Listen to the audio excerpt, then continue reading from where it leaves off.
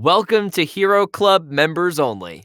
The show where Nick Williams and George Primavera, the founders of Hero Club, talk about Hero Club, D&D, and whatever the hell else we want with whoever we want. I'm Nick Williams, I'm George Primavera, and let's let's get get to to it. it. Welcome to Hero Club members only. Glad to have you. This is where we talk about all the things that we don't get to say on the show, 'cause that's not our thing. Welcome to Hero Club members only. All right. So, first of all, we want to say thank you guys so much for listening to the seasons that we've been putting out. It's been a lot of hard work, but we're really proud of it, and we're really psyched about the response that we're getting. So, thank you. Thank you so much for listening. Yeah, it's been so much fun this season. Blackstone Paid Back in Spades is a crazy one, and it's really fun to hear your guys' thoughts. Please keep them coming. Keep your questions coming. And please be safe out there. I know we're in the middle of the quarantine coronavirus We sure situation right now. deep George inside and of it. I, We're yeah, George and I are in separate apartments right we will now not be in the same recording. room. We are individually recording because we do not trust each other, and so the sound quality is a little different. It might be a little worse, especially on my end. This is the first time we've done anything like this, so bear with us, but thank you for tuning in. Yeah, in the future, we'll probably do these like in studio, and it'll be a little bit more cohesive. But for Yes, but now, right this is the now, best we can do. this is the best we can Uh, do. We literally can't go into the studio because people think we are the dirty studio is plague closed. monsters. Yeah, it's bad. So I think we're just gonna start by talking about how Hero Club kind of came to be, and Yeah, then kind of this is go the from first there. one of these, so it's just me and Nick for now, and then we'll bring other people on when we do more episodes of like this series. So Yeah, and I think when we do it, we'll have different guests, regulars that you all know from Hero Club, and also we'll do a bunch of different things. We won't necessarily just talk about D&D. We'll maybe sometimes we'll play D&D. We'll play other games. We'll talk about other stuff. We're just kind of doing a loosey goosey show here. So loosey goosey, baby, whatever we loosey want. goosey, This is baby. whatever we want. This is the only chance we get to do something where we don't have to edit it at all after it's Yes, done. So we're gonna take our sweet time with it. do whatever we Um, please. so how did we come up with Hero Club, Nick? How did Uh, we do that? so Hero Club. I mean, George and I, we played a lot of D&D in college together. We did. We talk about in the intro that George lost a game of Flip Cup to learn all of the stuff necessary to be a DM, which is true. That is Uh, true. we listened to Nerd Poker, the Brian Posehn podcast, and we loved it, but we didn't know how to do it. And Specifically, shout out Blaine Capatch for making me laugh all the time. so That guy's funny. so funny. So And funny. Brian. But but we really wanted to play, but we didn't know how to do it, and we had a lot of time on our hands, and because neither of us were trying too hard, and George and I both didn't want to have to learn how to DM because it seemed very hard. So we played a game of Flip Cup, and I won. And George spent the entirety of winter break buying all the books and Spring learning break, spring everything. break, spring break, spring break. Spring Yeah, break, yeah, yeah. A week. not I took a week. I Christmas. didn't take 3 weeks after co no, it was okay. But, it was quite a dense novel first we played 4th edition when we first started, so it Yes. was numbers and stats and, very battle focused and very far away from what we do at Hero Club, but we really loved it. Like, it was Yeah. so the battle maps that we drew were super elaborate. We would use tiles and the whole thing. Yeah. Um I and mean, then when I like 5e came looking out, oh my back on god. it, 4E is not my jam at Not at all. all. Not me But either.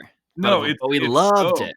yeah, it's so complex. We bent those rules to the point of where it was the game we wanted it to be. You know, Yes. we would change stuff all the time, and yeah, that's And the I way I to do it. think that's kind of like the real kind of origin for us is that we are writers and actors, and Mhm. everyone we were playing with were other writers and nerds, and we really wanted to uh, basically just we wanted to do Lord of the Rings or do Aragon or do Harry Potter, like any of the fantasy stuff that we loved. We really wanted to be those characters, and we were just trying to figure out how to do that. So whenever we played, the focus was always on storytelling. It was always on how can we make this set piece amazing, or this choice super funny or super interesting. And it definitely evolved. I mean, For sure, for sure. our very first ever session uh, was George set up this pretty like standard opening for a party to meet, which was in a tavern, and we had a Mhm. fun drinking contest.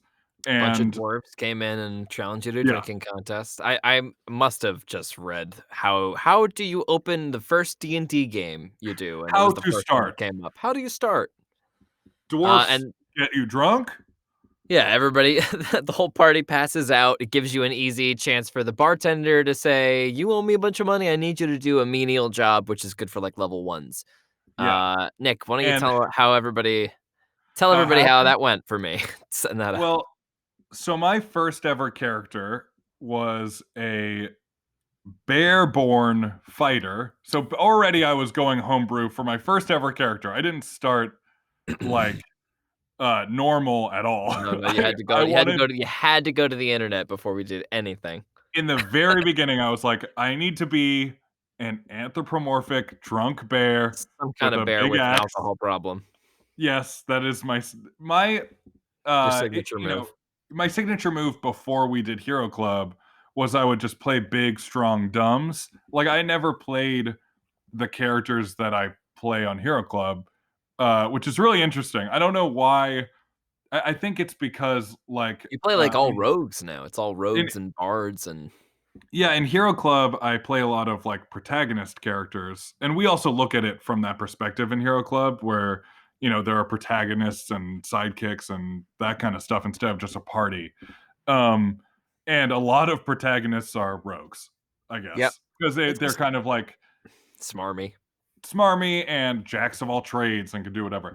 But Yep. in the beginning, I look, I as I said before, I didn't want to learn any of the shit. Didn't So wanna know any of those puzzles. Nothing. didn't Nothing wanna to do learn with those anything, didn't puzzles. wanna do puzzles. I just wanted to make a character that I could hit really good with, and I love bears. They're my favorite animal, so I thought, "I'll make a bear that can hit really good." And so I made a character named Badger the Drunk, who was a bear, and he had a big axe, and, he was a real asshole. I think he was the Every most single person contrarian. I invited to the story was immediately shut down by a Badger the Drunk face punch. Yes, the first thing that happened was we woke up and the bartender said, "You gotta pay for this, all the damage to my bar." And I went to, a classic George "Oh, character, my freaking bar! You and ruined my bar!" I went to punch the bartender in the face because I didn't want to deal with him, and I nat 20 and I killed him. And that was the guy who was supposed to give us the whole One quest. shot. So right away, George was having to really learn how to DM on the fly, like right away, not before anything happened, which is pretty awesome. I think we Yeah. threw you right into the deep end. You did. I think that whole first session, that was the first session, I in front of the whole party, just ripped out a page out of a notebook and crumpled it up, Yep. and, I think what ended up happening is you lured a guard into the bar after he was investigating what was going on because it was his usual spot. Um, Uh huh. you knocked him out by Yeah. stacking up on the door Looney Tunes style, bashed him over the head, and then, like, took him into the woods to interrogate him. Yep. Uh, as And to, then like I think after we got our information, if I remember correctly, I drowned him in a shallow pond. I no, no, think. no, no, no, I no, no, no, no, no, you tried to drown him in a shallow pond, but it was too shallow. I think I you forgot. settled for a quick, like, head punch against a tree.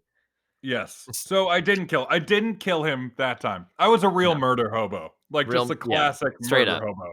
Straight up straight the up and down. OG just like, I'm gonna take a trophy from this like random Yeah. innocent man. I pull his tooth out, wear it as a neck yeah, of course, a Yeah, lot of that nonsense. the classic. We started the way a lot of people start, and then, I was on the East Coast for a while, I lived out there for a while. Nick, has always lived in LA, after we went to school together. Yeah. Finally, ended up making the move out to Los Angeles, and we started playing D&D immediately. We had this whole campaign we really wanted to play called Amerigon, which was gonna be it's a very stupid name It for, it was apocalyptic America. George's It's a dumb name. complete magnum opus. I Like am I'm not this a was names guy. no, truly like I think America like we built Hero Club on the ashes of Amerigon. Like Amerigon Amerigon was was yeah, it our was a compost heap that's that right. the flowers of Hero Club grew out of. Like Oh, that's yeah, truly, it's super true. we had all these really great characters. That was my first character I ever played, or I rolled up, and we only played a couple times. But I rolled up a character that was Bridger like Hawkins. Bridger Hawkins. He was like a badass mountain man, but he was like very balanced and not Mhm. stupid. Like that was my first character where I was actively like almost taking like a leadershipy position, not really, but like taking a lot of More point. versatile. Yeah, yeah, yeah. Yeah, more versatile. I was a ranger, and I would like dual wield. I think like pickaxes. I think was my deal. I was like a Yeah, it real was Yukon Cornelius. That was yeah, like kind right. of my That was vibe. the whole character design. Yeah, So, and it was basically yeah, an opportunity for us to, like, go to different states in an apocalyptic America and have, like, lots of different societies have sprung up, like, long after some kind of massive apocalyptic event. I had it all written somewhere, I've forgotten it kind of. But, full of notebook. I've seen like the serial killer notebooks that oh, they're yeah, yeah, yeah, full of, pages like and pages, your margins. Yeah, stoned ramblings of just like, it's what if a very, guy very can disturbing to age a read. guy? And that turned into the whole end of Oh, yeah, Adversary. spoiler alert for Adversary, yeah. I basically cannibalized this massive book of encounter ideas and story hooks and stuff like that, and just like applied them to genres, which was why we do Hero Club like with a whole bunch of different genres. So I Yeah, moved out to Los Angeles. We instead of playing that game, we were just like, what if we recorded it? Like we know we really wanted to do that specifically just because Nerd Poker had done it, and then we were like, well, there's a million of those. What if we did try to do something as different as possible? And that's why we did the full post production edit as an element of it. And it really just started as a way to break story. We thought maybe we could take some of the D&D sessions and make them into scripts. Like, oh, maybe we'll take some of the improv and transcribe it and we'll go over it. And we'll make a movie out of it or a TV show or something. And then it just kind of became the thing. And we didn't want to take it and turn it into anything. We were proud enough of our improvising skills that we didn't want to go over and redub it or anything like that. That's a yeah. question we get all the time, which I think we actually got. We'll get to questions We'll later get in to the questions at episode, the but end. We'll talk about it. But yeah, uh, I think that like a big thing is that we are writers, and I think we want to tell that story. And I think our primary goal always has been to make the more interesting choice. It's never to win the game. I have made yeah, a for sure, lot of that's big. choices that I mean, and you'll see it a lot in this season of Payback in Spades. But I make a lot of choices as my characters, knowing that they're flawed, and I make choices that I know will hurt me mathematically. Like in this season, I'm kind of in and out of being exhausted, which is so hard in D and Gives a D. lot Like of yeah, so much it kills you. disadvantage. You Yeah, get disadvantage on 2 points and everything, and makes then you useless. movement speed is like everything sucks. And but I really think it's an interesting way to take Hank, and so I'm doing it. And I think that's kind of everyone who is part of Hero Club. That's a big tenet of that is we always make the choice that's best for the character, and at the end we have these characters that are ironclad. I mean, it's better than any TV show writing room. We come up with these really legitimate three-dimensional characters that have had everything thrown at them, and we know exactly how they'll react in any situation. And as a dungeon master, like, in terms of running the game, I used to when I played privately with all these guys, everyone will tell you that I was kinda merciless. I liked throwing things that would kill characters at my players and stuff like that, Oh, he was a and real dick. We never trusted him at all. Never there there I wa remember a specific instance I know with exactly what you're gonna Badger. say. You're talking about the, rings, right? Yeah, the Yeah, you rings. you burned down the whole We had gotten to a point where we Oh, didn't trust no. George enough that we were going into this huge fight. I I've think we were gone too far. fighting Orcus, the god Orcus. Yeah, We were right. going into I like that grand fight. scale. Yeah, we were going into that fight. Dylan, or sorry, we were all in this place, like walking through this ghost town. There was a church with an altar in it with all these rings on it, and George was describing that to us, and all of us looked at each other and we were like, "Nah, trap, trap. It's a George trap," and we burned down the whole building. And that was supposed to be like what gave us an edge, like what leveled us appropriately for that Right. fight. Ugh. And we got our asses kicked because we didn't trust you at all. No Yeah, trust. I had gone too far, which was, in my opinion, a big flaw, of mine as a DM. So, the whole point in Hero Club is, I tried to make choices as a DM that reward the players for, really cool roleplay choices. So, even though, like, Nick is taking exhaustion, he's learning information that's especially pertinent to the plot and gets him closer to the overall goal at hand. So, Yeah, that being it's a said, choice. yeah, that being said, like, it's a game, and there are bad rolls of the dice that really screw the players over, and that's all an interesting part of it, but that's why, we Yeah. keep the improv element of it. Well, I think it's like, I mean, this is really specific, but I did a escape room like 2 weeks ago Ooh, with did you? Jack Quaid, who is also he's Chuck on Hank Blackstone. And their whole thing was like, this is a very hard escape room, but also we built a lot of great story into this, and we want you to get to the end. Like we Yeah, want you to see everything, even though it's hard. Like it's going to be hard, and we're not going to feed it to you, but we want you to get to the story. And I think that's like a pretty representative way of how you DM, which is like you're not feeding us anything and you're not helping us at all. We don't know anything, but you do want us to like make those interesting choices and like want the story to happen. Like your sure. job as a DM isn't to roadblock our choices, which I think a Correct. lot of people do, especially when they're starting out, is like, "Oh, So you're going to common. try to do this. I did it You're going all to the time. try you're going to You're try to gonna try to suddenly get outwit my religious." brilliant castle wall? I think not. Yeah, Yeah, your right. character is suddenly like gonna devote itself to a god. Like that god's dead, baby. Yeah. Nothing, Right. nothing exists. You fucking idiot. I have done that. Like, I have done yeah, that too. I let him and pray to so a new yeah, god, though. Yeah. No, yeah, that's an element that I think wouldn't be conducive to what we're trying to do, which is try to make a really satisfying story. That doesn't mean that characters cannot die because they have died. hmm Um, but it does mean that I don't usually throw not all of my encounters are designed to be especially, dangerous, but the ones that aren't as dangerous might have more story implications. Like, a character might have to make a choice that reflects his choice reflects on him to the rest of his group and his party and how he's his relationships within, which makes scenes in next seasons differently. One of my makes excuse me makes scenes in next episodes different. yeah, Like a lot of it, adversary is a lot of the episodes open on fireplace talks, which all yeah, talk about things that the characters have done in the past and in the past in the campaign, and that has major repercussions for choices that characters make in later episodes. So yeah, it's basically just a perfect little sandbox for all of us to make a movie or a TV show that we would never be able to make or do.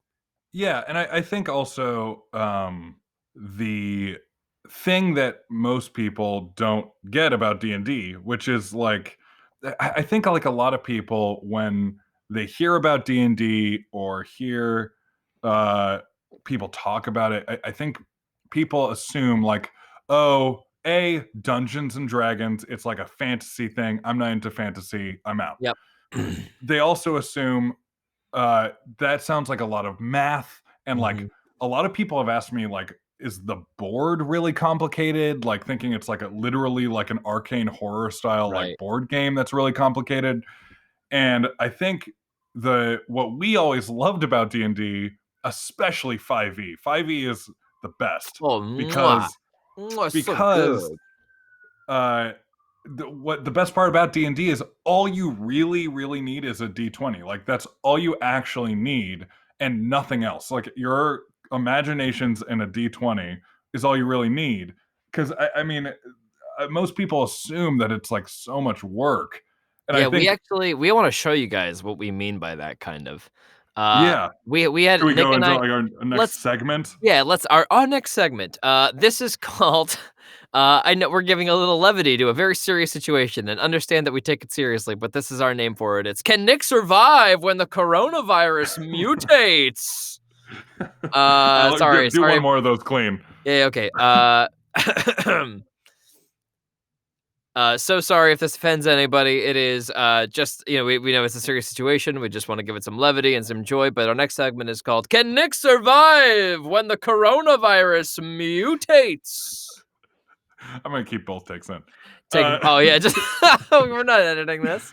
no. Oh no, we got used to it. Oh no, shit. Uh, the Uh, yeah. So one of the things we used to do all the time when we were on a Greyhound bus to New York or waiting in line at the cafeteria in college or at a party, but like nothing but the interesting's party happening. sucks. The party sucks. The party Uh, sucks. So you go into the we would corner and you roll a dice yeah, we would bring D20s around with us, like a real cool guy. like real cool guys, and we would swap off back and forth, Uh, DMing like teeny tiny events for each other with no character sheets, just Completely like made up, no preparation, you just have to no even the prep, DM is going off the cuff. It's totally made completely up. off the cuff.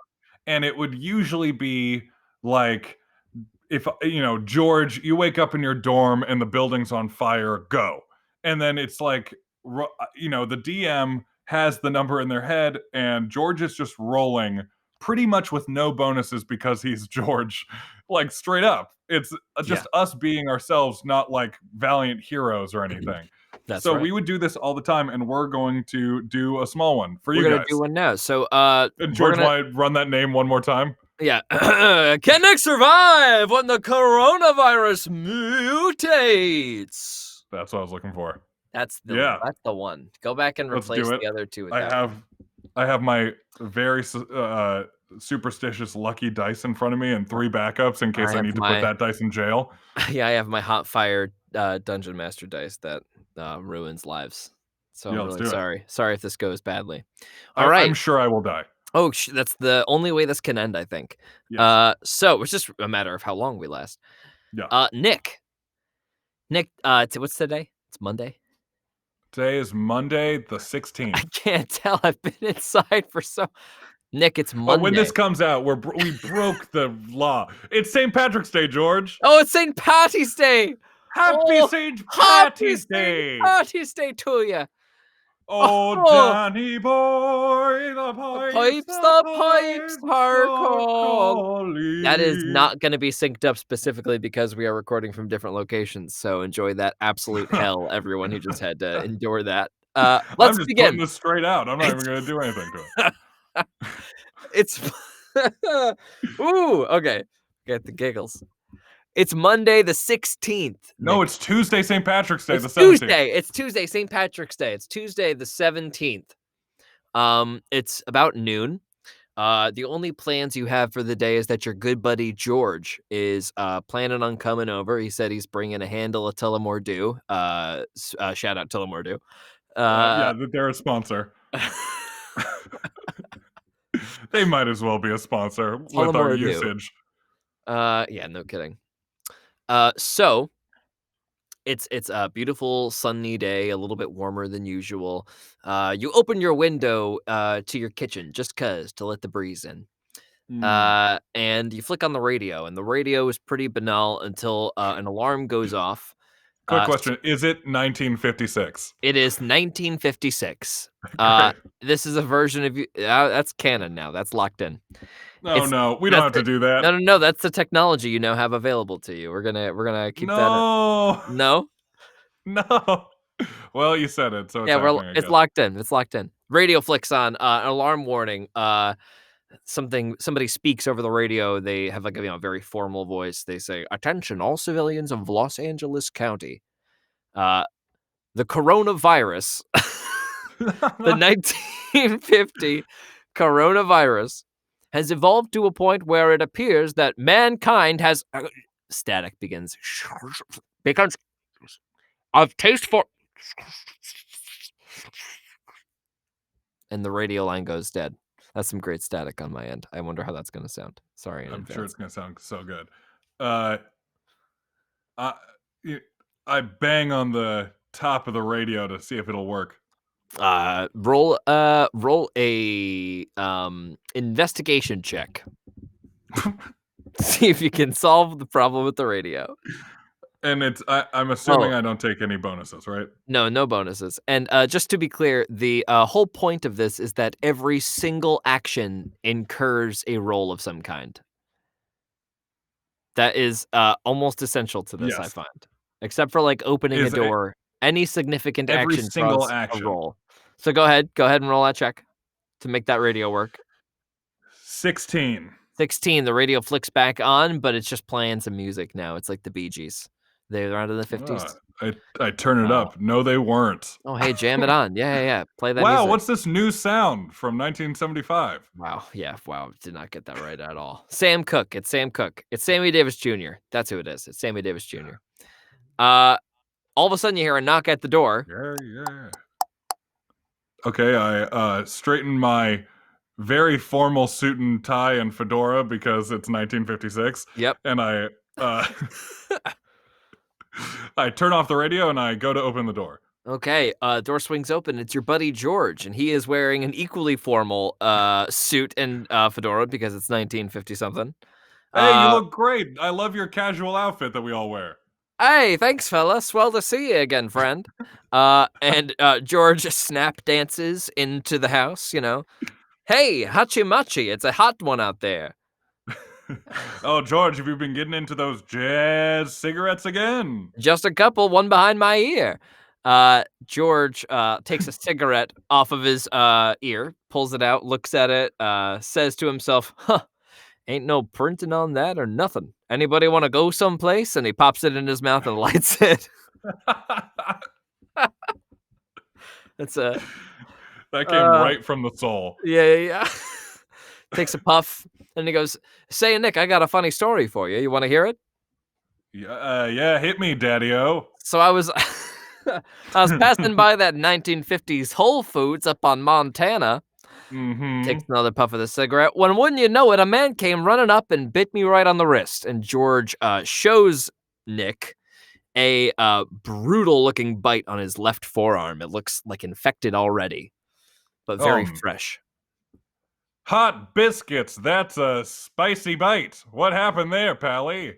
Well, wouldn't you know it, a man came rushing at me with his head down by my waist and speared me through the middle. First thing I could know... wait, take that back. Do a little Hero Club, baby. Next thing I know, I'm on the ground, took us first, and that man's taking a chunk out of my arm meat.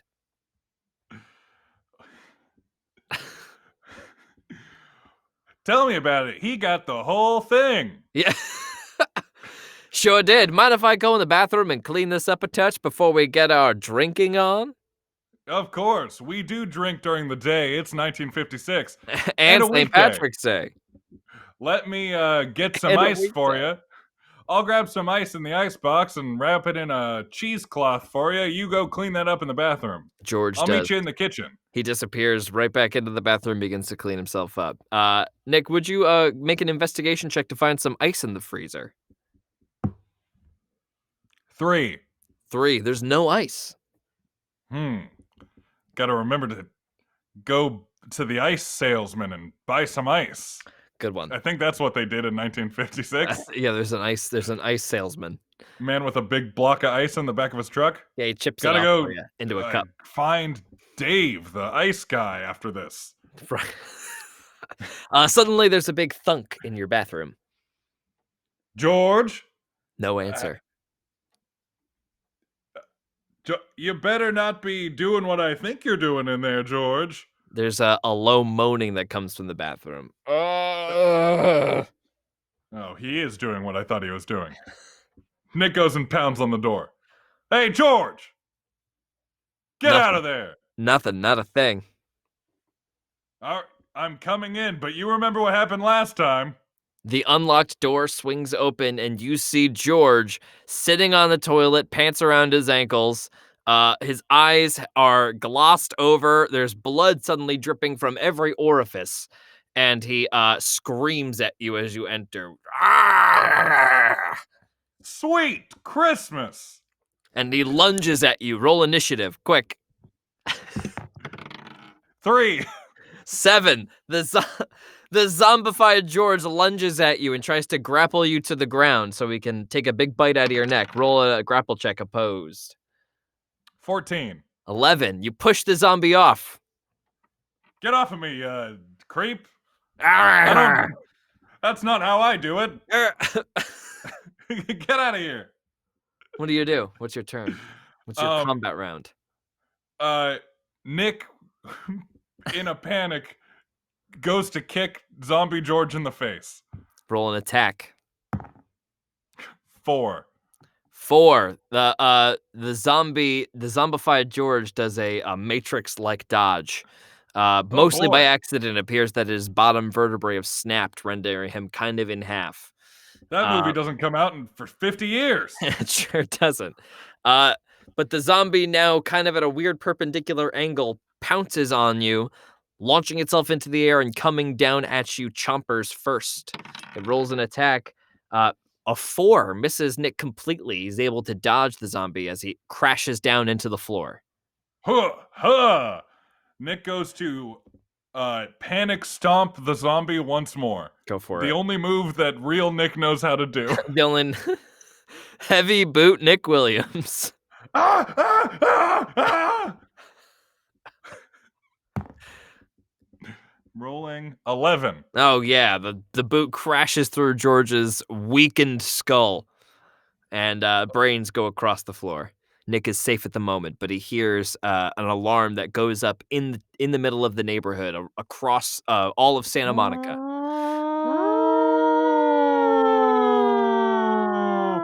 Oh boy, is it the Japanese again?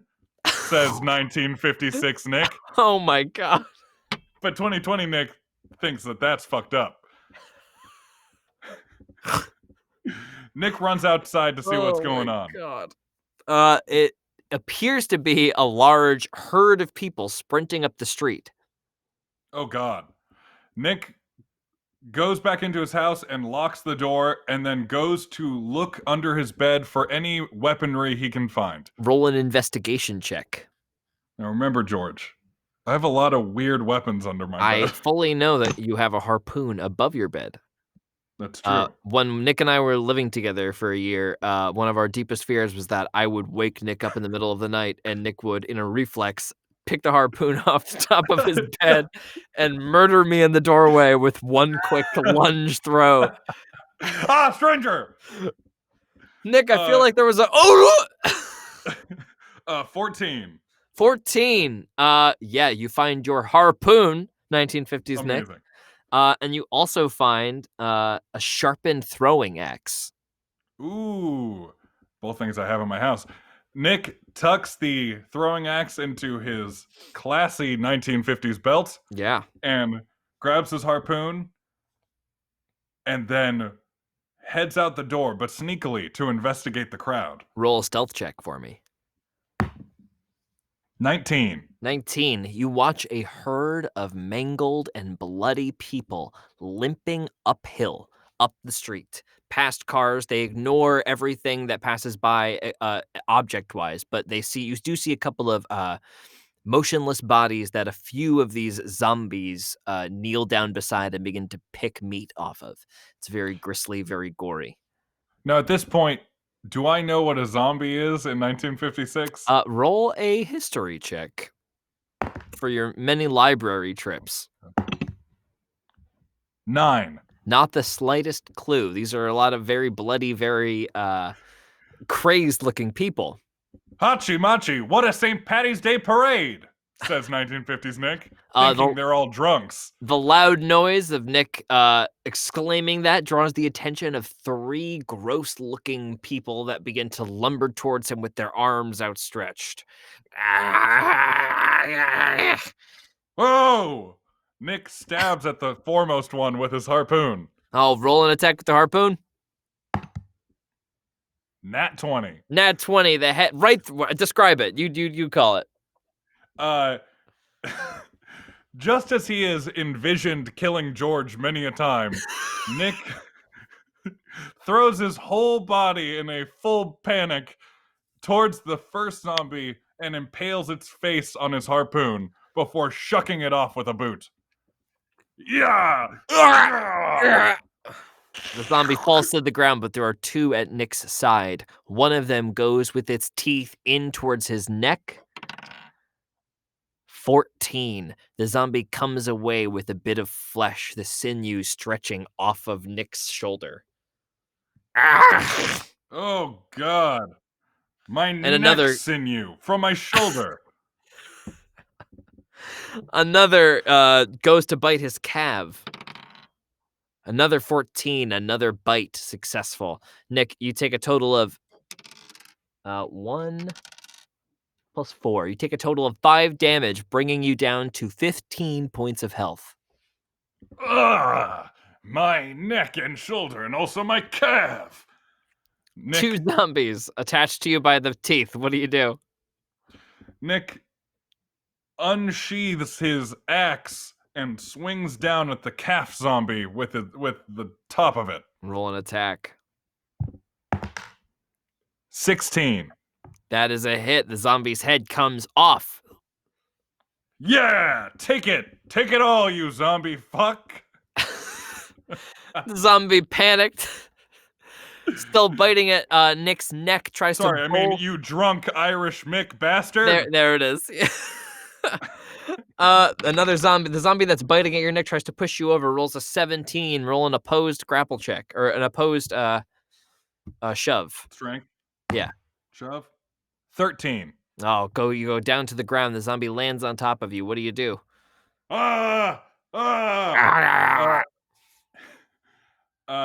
With the axe still in hand, I try to bring it around and smack the zombie's head with it. Roll that attack.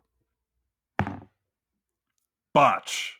Botch. Now this is the fun part where I can kind of describe how we do botches. So, Yep. we do botches when a player character rolls a 1, or even like an important villain character, if I think it's appropriate. The 1 will get rolled, and I will roll a 100-sided die, or in this case, I roll 2 d10s and take the 100 result, a d100, if you will. And there's basically a scale of severity. So 1 through 40 in a normal game is just a miss. Nothing happens. It's just botch doesn't really mean anything. It's just a 1. Usually 40 through 60. On a botch, there will be some kind of negative effect that isn't super severe, but rather severe. So like they'll lose their weapon from their hand, or their weapon will break if it's not magical, or they might lose positioning. They might get knocked prone, or they might take a little bit of damage. 60 through 70 gets a little more severe. I usually just up the penalty, but it's kind of along the same lines. 80 through 90 can be kind of extremely detrimental. I might take an action point from the story and like have them drop an important artifact or something of the like. 90 through 95, you're talking severe damage on a retaliation. And 95 through, I would say 98, it's pretty much guaranteed that you'll be reduced to 0 hit points. And 99 to 100, it's usually Instant results in an instant kill. Depending on, again, that doesn't necessarily count for stealth checks that are botched, or athletics checks that are botched to like knock in a door. the severity of the situation informs this, but like, let's do this. So, it's a botch to try to was it stab a zombie or something like that? Yeah, the zombie was on top of me, and I tried to stab him with the axe. I stab him with the axe, slice him The with the axe. dirty Irish McBastard You're is right, on the top. dirty Irishman. So that's a 65. So, Nick, the zombie, you managed to get the axe embedded in its shoulder, but the zombie gives absolutely no reaction and instead begins to tear further at your neck. And this will deal No. 2. This will deal 6 more damage, bringing you down to 9 points of health. And Oh, Jiminy Crickets. the axe is stuck in the zombie's body. Nick attempts to kick the zombie off. Go ahead and roll that opposed grapple to get out. 18, baby. 2, you kick the zombie right off. Yeah, that's right. You bastard. Boom. You corn beef eating bastard. Nick goes with his harpoon to stab him on the ground. And roll that attack. 6. The zombie rolls out of the way. So agile. Yeah. Rolls out of the way. It then attempts to sweep the leg. What is this, a kung fu zombie? Kung Fu zombie attempts to sweep the leg. 2. Roll a strength oppose. 9. All right, yeah. Unable to sweep the leg because a weak zombie leg just kind of kicks up against your calf. Nick switches the harpoon around to the blunt end and goes to bash the zombie's head in with it. And roll that attack with advantage. Ooh. Forgot to 15. 15. Zombie is gone. Yeah. Yeah, that's right. But the commotion has drawn the horde of zombies towards you, and they all begin to lumber. Oh. Slowly, but they're coming after you. Nick sprints out to the back alley where his choice 1956 mint jalopy is in the back, ready and waiting. All right, go ahead and try the door. Roll a sleight of hand check to try the door. George, I wasn't going to try the door. I was just going to jump in. It's a convertible, of course. All right. You said jalopy. Yeah, jalopy with the top down. Yeah, okay, sure. Fine. You hop in. Try those keys. Roll a try the keys in the car ignition check. 12. All right, somebody got their oil checked. After a little bit of sputtering, the car turns on, but now there's like 10 zombies coming down the driveway between you and freedom. Nick floors it towards the zombies. Okay, roll a constitution save for your car. 3. After about the 4th zombie, the bodies kind of get caught up in the wheels and the transmission, and the car sputters. And now there's 6 zombies around either side of the car, and they're beginning to swarm you. Oh, damn that Detroit engineering. Nick jumps out of the car and attempts to jump over the horde. Okay, roll. They're gonna take an opportunity attack against you. You ready? It's 4 of them. You're jumping over them. Here we go. So wait. No. It's too late. 14. That's No. 1 hit. It's too late. You jumped. 8. That's a miss. We've got a 16. That's a hit. You have 9 hit points, right? This is gonna be bad. 11. Another hit. 3 of the zombies pick you up by the leg. You slam down into the car hood. You take 2 damage, bringing you down to 7. 3 damage, bringing you down to 4. It's a D4 I'm rolling right here, so we'll see. Oh, it's a 4. Oh, I can show it to you. It's a 4. I'm so sorry. No.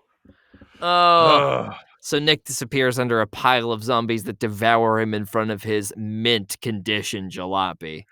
And the zombie apocalypse destroys Santa Monica slowly but surely. It's a shame we didn't get to the nuclear plant I was thinking about putting right in the middle of Santa Monica. You thought I was going to get to a nuclear plant. No. I knew you weren't gonna. And that's how it's done. You can do that anywhere you are. That's how it's done. You can do that anytime you want. That was our favorite thing to do, would be to specifically, I think one of my favorite things I ever did was I DM'd one of those little mini by the way, if you couldn't tell, 11 and higher is usually a success, or 10 and higher if you want to be nice, and then 1 through 9 is a failure. You just kind of go through with that. It's kind of like just flipping a coin to see how you get through the story. Unless it's really hard, then you can make it harder if you like.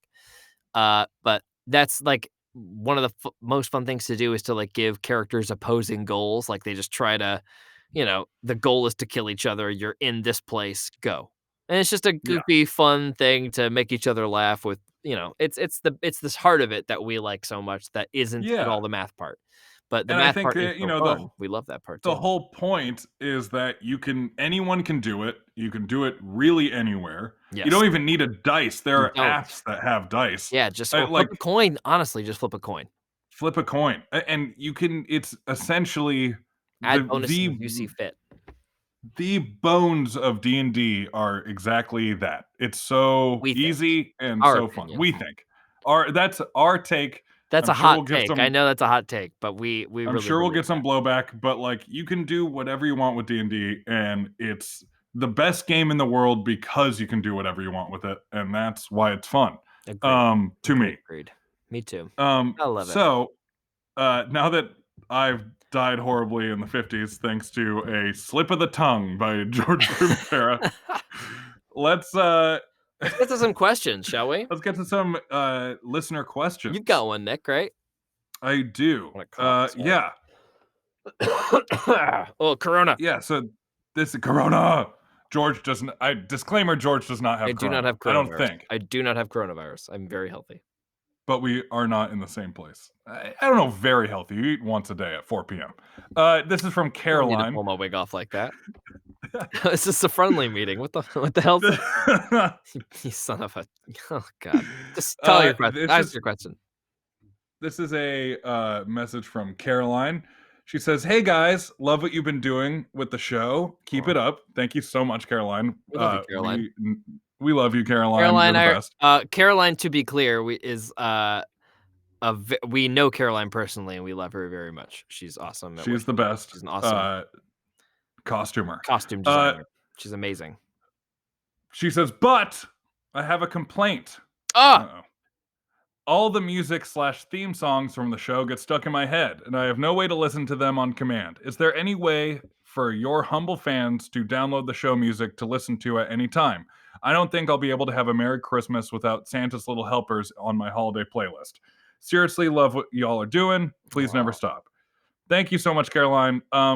We have a new website in the works right now, and you'll be able to download each of the theme songs from the homepage of yes, every season. So right now, the way it stands, I mean, with our current website, you can go to whatever season you want and listen to the theme song, but you can't download it, and we're we're fixing fixing that that. right now. I guess the answer is hold tight, but if you can't wait, go to the website heroclubpodcast.com and you can go to whatever season is your favorite theme and listen to it at the top. Yeah. Yes, please do. And I have a question too, Nick, that I found as well. We get messaged on Instagram, we get messaged on Facebook as well. This was a question from a fella named Anders. Thanks for the question, Anders. Would a campaign still be edited and put out if it ended in a total party kill, a TPK, as they call it? And I think the answer is yes. Oh, I We mean, it's 100% yes. yeah, Yeah. 100%. The answer is absolutely. I typically try not to design encounters that would incur a total party kill, but sometimes I do design encounters with the specific intent to put one character or two characters at great risk, which with a risk of mortality. Usually, Yeah. I, That said, I mean, dice are bad, so it that could said, happen. dice are sometimes very, very bad.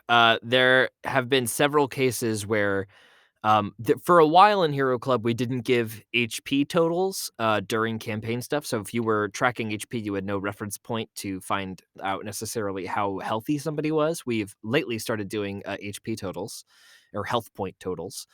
Uh, and before that, what you might not really know from listening is that often characters are very low on health and in very scary situations, which hopefully becomes a little more clear. I know technically in the Wild Hunt, there was a total party kill. Um, Yeah. so spoiler alert. Oh God, I ruined that.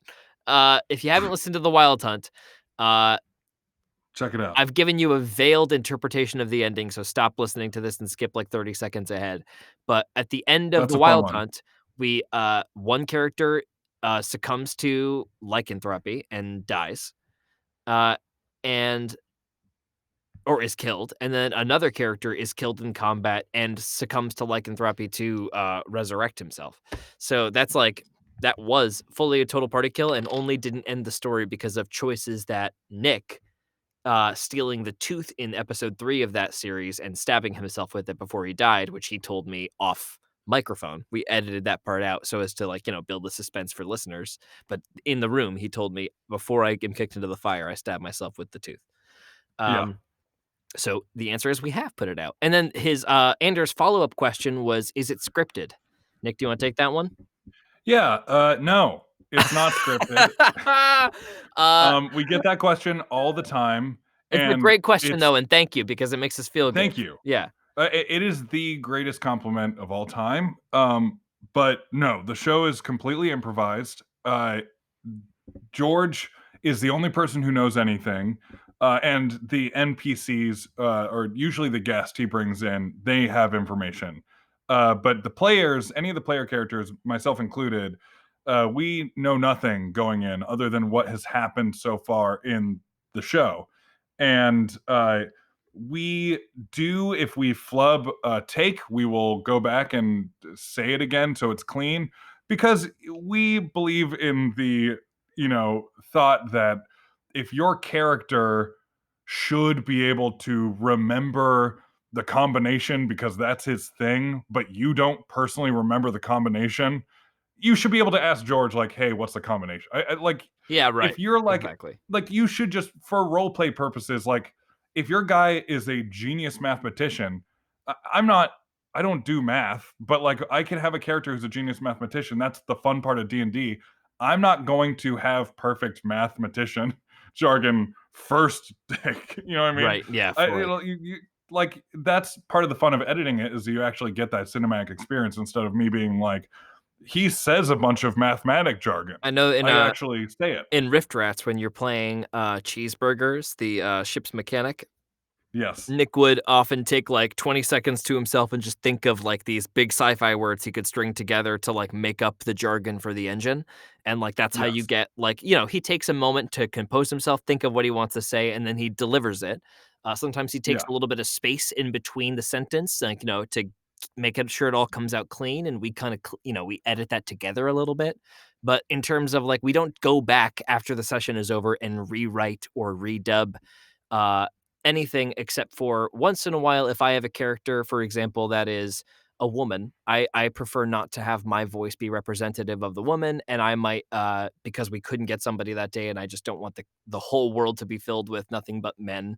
Because I of my NPCs, sometimes I will get somebody to come in and do a dub of like those 4 lines, but it is exactly what Yeah. I said in the session. We don't rewrite the line to mean anything different. That's the Yes. long. Nothing. That's the long version. Yeah. But the short version is no, we do The not. short version's, nah, no. Yeah. We don't plan. Is that I don't plan with the players events that are going to happen at all. If anything, I will present them with events, and then they make choices completely faithful to what their characters would do in the moment. Yeah. Yeah, At least we hope we are. that's That's the goal. that is our goal. That is the Yeah. whole point. Yeah. Thank you so much for the questions. That's awesome. Thank you so much. I love, personally, I know you do too, Nick, but we love seeing people engaged with it. This is so important to Yeah. us, and we're just thrilled that people like it at all.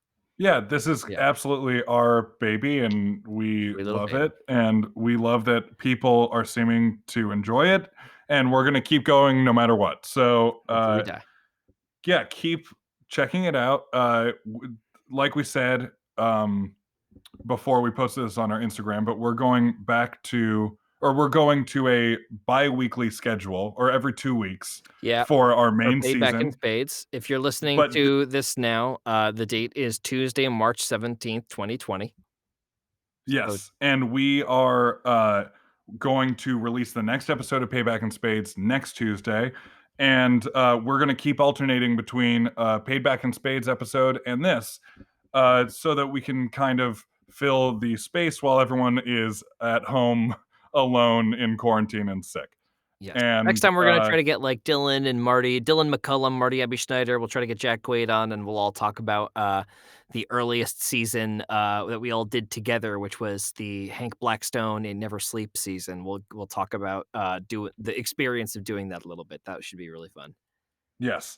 And should we end on Oh yeah, each a we were fast talking about D&D memory? yeah, we were talking about ending this. Nick and I obviously have tons of D&D memories because of all of the Hero Club we have played, which is real D&D to us. It really it's us playing around the table. So those are amazing memories for us. But we also played tons and tons before that and with different people. So we just figured we'd end every one of these with everybody who is present going around and giving one of their D&D memories. So Nick, do you want to go first? Just like a fun memory. Sure. Yeah. So here's one that is kind of indicative of what we were talking about, where kind of anything can happen. Mm. In Amerigon, part of Bridger's whole thing was that he was Oh, going to yeah. sing a lot of songs. Like that was kind of his part of his backstory was that he did like cowboy poetry, which is a thing that I genuinely like, and Yeah. sang Western songs. And I was going to play around the table, like actually sing and play songs. That was a big part of my character Mhm. going into it. Oh, I forgot. Oh no, I Session- remember. I know what you're gonna say. This was a horrible moment for me as a DM. Session 1, we no. went into a underground lab that was full of ghouls, and Bridger, got his throat ripped out by a ghoul and just barely got to be stabilized. So for the rest of the time we played as Bridger, I had to speak like this. This is how I talk because my throat got ripped out. And I couldn't do any cool singing or poetry or anything. Okay, to be fair though, we started that campaign with the idea that nat 20s were gonna cause lasting injuries if you were attacked by somebody No, you mean botches. No. If an enemy nat 20'd you, Oh, yes, then yes, you yes. would Sorry. incur you would incur a critical injury that would be permanent. And all of those things Yes. were like they could affect your legs or your arms. We were doing extended healing times, so like a short rest was a whole day and a long rest was a week. We were keeping really careful track of food and water. So when Nick got nat 20'd, we rolled a d12 for a random part of the body that it affected, and it was his throat. So to be fair, I let those dice fall, baby. I didn't. No, you didn't do it intentionally. But it for was sure. very sad. It was a huge bummer for me because it was a giant piece of my character. Big fat bummer. I put a lot of eggs in that basket as Yeah. far as who Bridger Hawkins was. I would have if we had continued to play, I would have for sure given you a way to get your voice back with like a, crazy surgeon who lived in a hole, that kind of thing, Yeah, I mean, I had to on the fly kind of come up with my entire backstory. Yeah, because it that was was a a great big part of it. backstory though. We'll Yeah, talk it was about very fun. Bridger's backstory some other Yeah, time. what about you, but it was George? My memory. Should I do a DM memory or should I do a character memory? Do a character memory. People don't hear you as a player very Okay. often. Yeah. You know what? This is recent. But I've got plenty of, so I'll start with this one. We were recently playing a game where myself, Nick, Dylan McCullum, and Marty Abby Schneider were all playing characters, and our good friend Jeffrey Robb was dungeon mastering for us. He was visiting Los Angeles, and I was playing a dragonborn paladin named Sir Aramis Protesht. His whole thing was that he was once back in his prime, very famous and powerful defender of peace in his town. He slayed a big demon when in his heyday, and since he has grown old and sort of lost his touch with reality a bit, he believes his wife is still alive. He is not, and his main nemesis is a hospital attendant who just really wants to bring him back to the old folks' home, who he believes to be a reincarnation of his old foe. So the whole session culminates in the whole party trying to fend off a big lightning, a behir, I believe, from hurting these children who are going through their trials to become adults in their village, I believe, something like that. It was really sweet and cool. And while everybody is attacking the Behir, I am left in charge of the children. Uh, and while everybody else is destroying the Behir, I am using my turns to point out the cool things that have happened in the battle that they are like, maybe the kids are maybe missing. And, Jeffrey's role playing the kids being like, wow, cool. It was purely a role play moment, but it's one of my favorite things. I think I cast slow on the monster from like super far away, so I was still contributing in some facet. Oh It man, was really fun. lots of fun. I love Yes. playing once in a while, but I do have to say I love dungeon. I love my position. Yeah, you just love that rush of being a god. Yeah. I love that power, that rush. giant power trip. A similar rush described by many serial killers as the moment they kill for the first time. Sometimes You get that around sometimes the I table. return to the site of where I play just to feel the rush.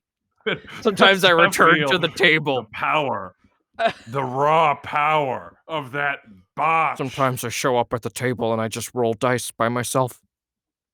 I keep little scraps of their characters. The characters that have died. I rip up their character sheets and I keep them under my bed. They're all in my crawl space with their broken dice. It's okay. So on that note, Let's wrap this up. Thank you guys so much for listening to this. If you made it all the way here, bless you for being able to handle all of this. Yeah, we are going stir crazy with quarantine. Oh But, yeah, it's a little unhinged. Please follow us on Hero Club Pod. Is that right? At Is that Hero the, Club.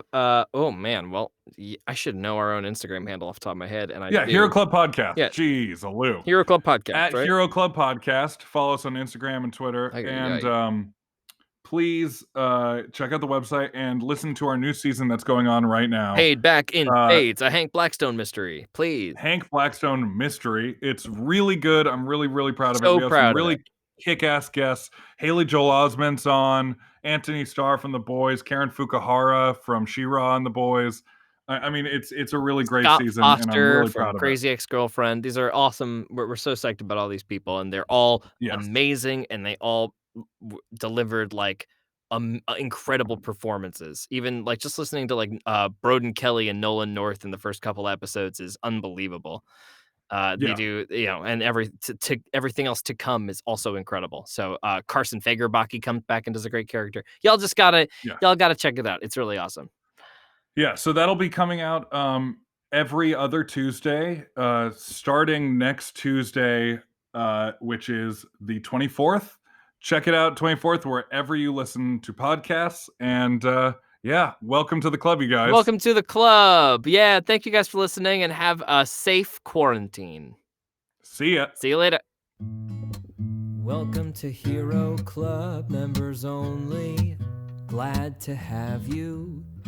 This is where we talk about all the things that we don't get to say on the show, 'cause that's not our thing. Welcome to Hero Club, members only.